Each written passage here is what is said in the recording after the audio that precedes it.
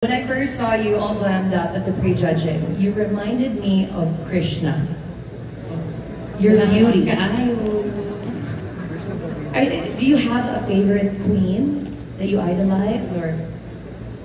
Sa katotohanan, ang paborito ko po ay si Ate CJ Opiasa dahil napakagaling niya pong magpasarela, kaya ginaya ko talaga yung best ko para best in swimsuit tayo.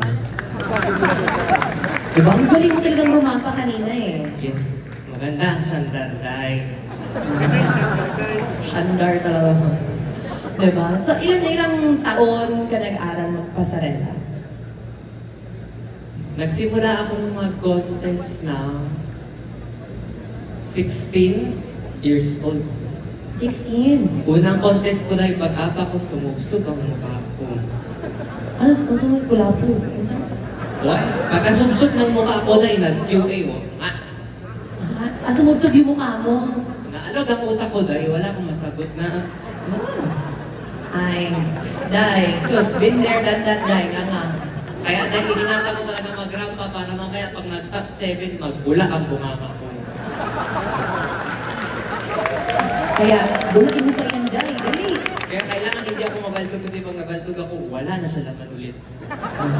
Pero hindi ka naman nag-andor kanina, di ba? So, ang hirap pag walang kaon, dahil. Wala kang kain? What? Bakit?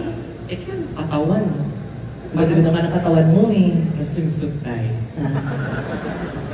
Diba? Best in swimsuit worth it, diba, Day? Yes, dahil. Pero matakot man ako dahil kay ang idol ko, Kurt, dahil patangkat ka lago. Hindi.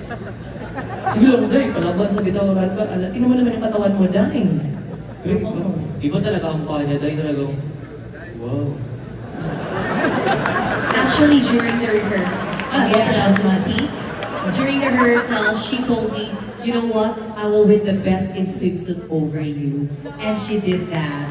So, congratulations. Diba, Day? Diba, Day? Tinalo mo si Kurt doon.